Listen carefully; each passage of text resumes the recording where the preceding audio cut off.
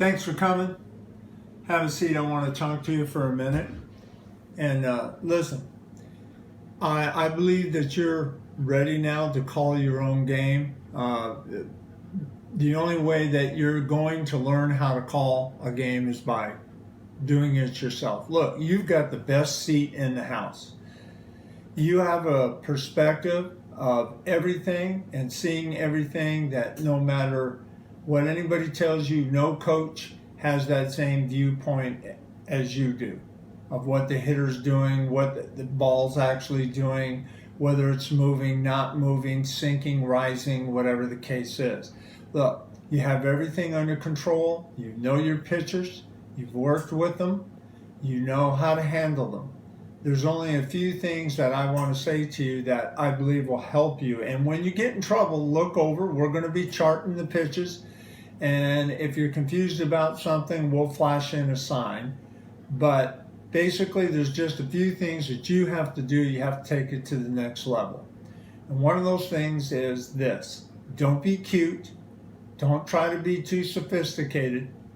And remember, you cannot fool a bad hitter, and especially one that has no bat speed. Okay? Doesn't matter whether or not he knows another fastball is coming. If he can't catch up with it, blow him away. Don't be cute by trying to think, oh, well, he knows the fastball is coming. Don't outthink yourself. But the one thing I really want to emphasize with you is this. You have to start paying attention to the hitters from the moment they walk up to home plate. How they're walking up to home plate. What their practice swings are like. What their stances are like. Where they're holding their hands. The position of their feet. Even when they take a pitch. How are they taking it? Do they look like they're in a good position to be ready to hit?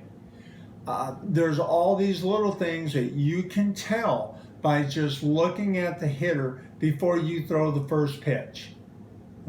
Remember, most schools like us, we don't have huge budgets. We don't have scouting reports like they do in Major League Baseball or even at Division I schools. So you have to take what your pitcher has, that you know, and you have to observe throughout the course of a game what the hitter's doing compared to what your pitcher is doing. And now, once you have a little bit of information, you can progress with that throughout the course of the game.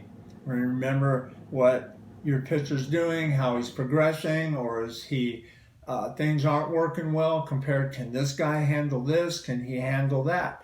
And that's a constant evolution throughout the course of the game, and that's on you. And you have to pay attention to all those little itty-bitty things. So remember, if you get in trouble and you're unsure of something, all right, look over, we'll flash a sign, and go from there. One last thing I want to emphasize with you, and that's this. It's not always the pitch, it's the location.